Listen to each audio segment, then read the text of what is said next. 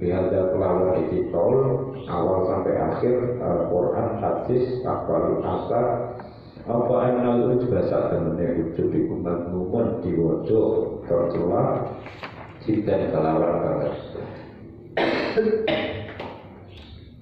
Ada bahayanya ujub tadi dari Quran dan hadis. Sekarang ke pernyataan para sahabat dan ulama salaf.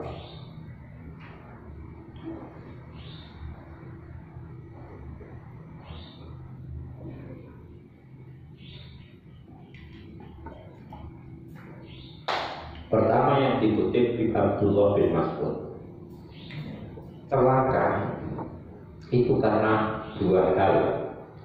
Pertama putus asa, kedua bangga. Jadi Ibnu Mas'ud sengaja menggabungkan sumber celaka, sumber kebinasaan itu adalah putus asa dan bangga, membanggakan diri. Digabung. Kenapa? Karena namanya kebahagiaan itu tidak bisa diraih tanpa usaha dan sungguh-sungguh. Orang yang putus asa itu pasti tidak mau usaha. Bagaimana bisa bahagia? Orang yang ujub, membanggakan diri, merasa sudah mencapai kebahagiaan.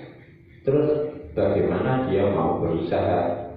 Sing siji nganggep, yakni orang yang putus asa menganggap segala sesuatunya itu mustahil. Sedangkan mujib, orang yang membanggakan diri, menganggap sesuatunya sudah berhasil. Jadi dua-duanya ini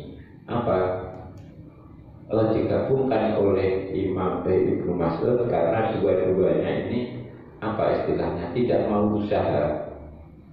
Yang satu tidak mau usaha karena menganggap usahanya akan mustahil, sementara yang mujib, membanggakan diri, usahanya sudah berhasil, tak perlu usaha lagi. Nah ini sisi mampu nembor, gak mampu sisi pemasannya harus mampu padahal dari seorang gitu. Apa ini? Beda, misalnya kamu tidak kerja, saya putus asa, kerja paling ya sudah rezeki saya tidak usah itu. Nah, yang satu saya sudah kaya. Akhirnya dua orang ini tidak bergerak sama sekali. Tuh, dianggap dua-duanya mencelakakan oleh Ibnu Mas'ud. Ala tuzaku anfusakum, kalian jangan menganggap dirinya baik. Menganggap diri baik itu apa? Kamu sudah berbuat baik, terus kamu bilang wis tak lakoni. Itu tuzaku anfusakum. Jadi jangan pernah menganggap diri ini baik, karena menganggap baik diri sendiri itu namanya ujub. Masih teringat perang Uhud. Perang Uhud itu perang yang bisa disimpulkan umat Islam kalah. Ada adegan-adegan yang istilahnya ada drama dalam perang Uhud itu yang sangat mengenaskan. Nabi sendiri itu terluka parah. Ada bagian dari dramanya, Nabi ketika jatuh, kakinya tersandung, berdarah-darah, itu sahabat Tolkah datang melindunginya supaya Nabi tidak terkena panah. Jadi Nabi jatuh, terus si Tolkah ini berada di atas Nabi supaya Nabi tidak terkena senjata. Sampai karena berusaha melindungi Nabi, itu mempertaruhkan nyawanya untuk melindungi Nabi. Jadi banyak luka ini Tolkah bin Zubair ini. Nah, ini perang selesai. Nah, namanya sahabat Umar itu firasatnya tajam. Ini Tolkah merasa sudah pernah mempertaruhkan nyawanya demi melindungi Nabi. Itu Tolkah. itu bisa ujub itu. Begitu. Umar begitu. Dan pada waktu syuro tuh, jadi Abu Bakar meninggal, terus kemudian ada yang mencalonkan Umar, dikritik Umar. Umar kok mau jadi khalifah itu? Oh iya, punya jasa apa dia? Aina anta min Tolhah ya Umar, kamu itu dibanding Tolhah tidak ada apa-apanya. Tolhah dulu perang Uhud itu mempertaruhkan dirinya untuk melindungi Nabi. Nah, kamu punya prestasi apa? Begitu.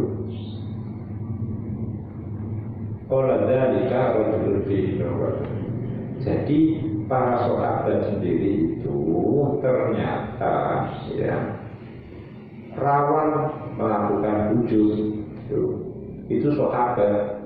Bahkan orang sahabat cilik-cilian ini kibarus sahabat, sahabat senior, berarti orang sahabat junior. Dan sahabat senior itu juga tidak, apalagi orang-orang biasa seperti kita, itu lebih rawan. Mutarraf, ini kontroversi ini, statement ini kalau tidak dipahami konteksnya.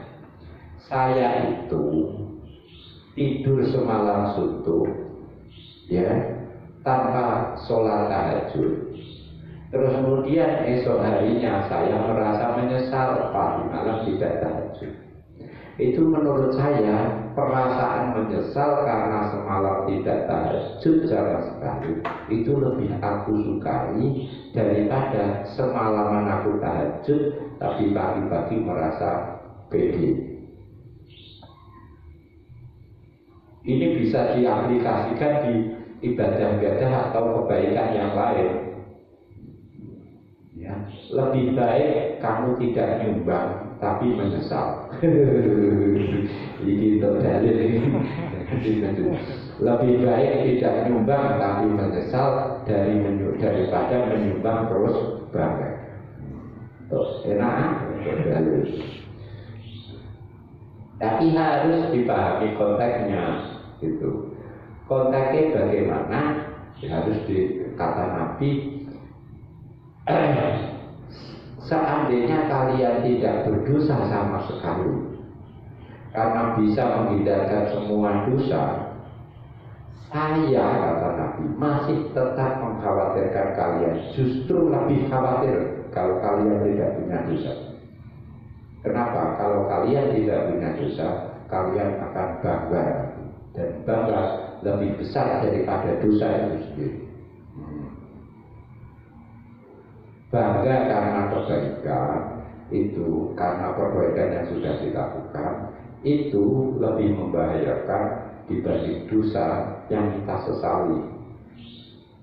Yang mana dosa agar menyesal gak bisa ya, gak usah, harus dipahami konteksnya. Bishr bin Mansur itu orang makrifat, sholatnya lama, ya, berdoa lama. Suatu saat ada makmum kepada beliau, makmumnya gelisah. Akhirnya karena makrifat, ya tahu ada makmum gelisah itu tahu imamnya. Kalau kita kan tahunya makmumnya dihab-dihab, makmumnya dihab-dihab, atau apalah buat gerakan atau suara yang imamnya tahu ini imamnya kelamaan, karena makrifat. Ini makrifat. Begitu sholat selesai, dipanggil ini makmum.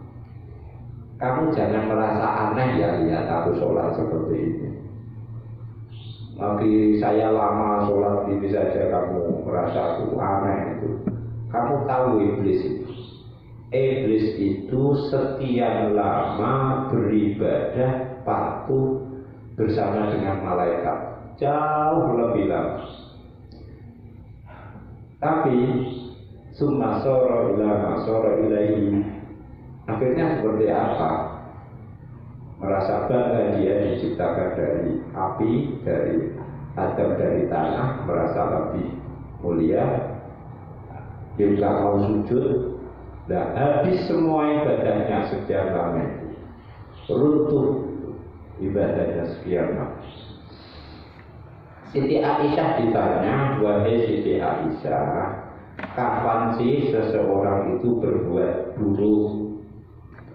Dijawab oleh Aisyah, ya kalau dia sudah merasa baik, saat itulah dia berbuat buruk. Sederhana ini. Maka yakunur rajulu musi'an qalat idza dzunna annahu muhsin. Kapan seorang berbuat buruk, yakni ketika dia merasa berbuat baik. Dan itu dia merasa berbuat buruk.